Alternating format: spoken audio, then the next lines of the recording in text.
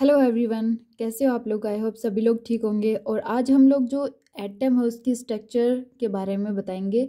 तो what is structure of atom. Atom के बारे में आप लोगों ने सभी ने सुना है।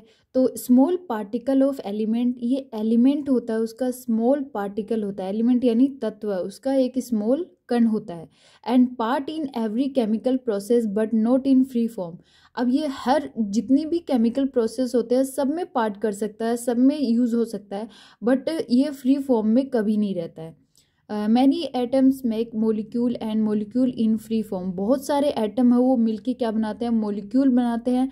एंड मोलिक्यूल जो होते हैं वो फ्री फॉर्म में रह सकते हैं। Atom is made up by 3 particle. अब ये जो एटम होता है वो 3 पार्टिकल से मेडअप होता है, इलेक्ट्रॉन, प्रोटॉन, न्यूट्रॉन। ठीक है, proton and neutron present in nucleus atom that in centre.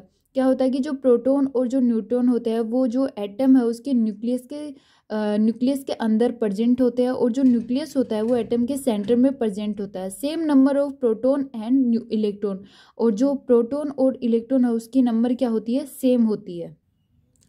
इसके अंदर जो प्रोटॉन होता है P+, यानी इस पे क्या होता है, पॉजिटिव चार्ज होता है। और जो इलेक्ट्रॉन होता है यानी जिस पे E-, यानी जिसके ऊपर नेगेटिव चार्ज होता है। और जो न्यूट्रॉन N0, यानी इस पे कोई भी चार्ज नहीं होता, ये न्यूट्रल होता है। डिस्कवरी ऑफ एटम किसने की थी, तो ये जॉन डाल्टन ने की थी, और वो भी 1803 यानी 1803 में की गई थी। Atom no break, no made up, no destroy.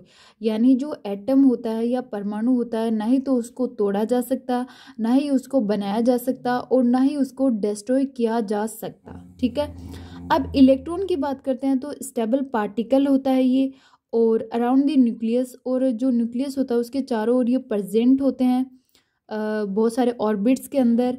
और इसकी जो डिस्कवरी की थी वो किसने की थी, जे थॉमसन ने की थी। कब, 1897 में, 1897 के अंदर।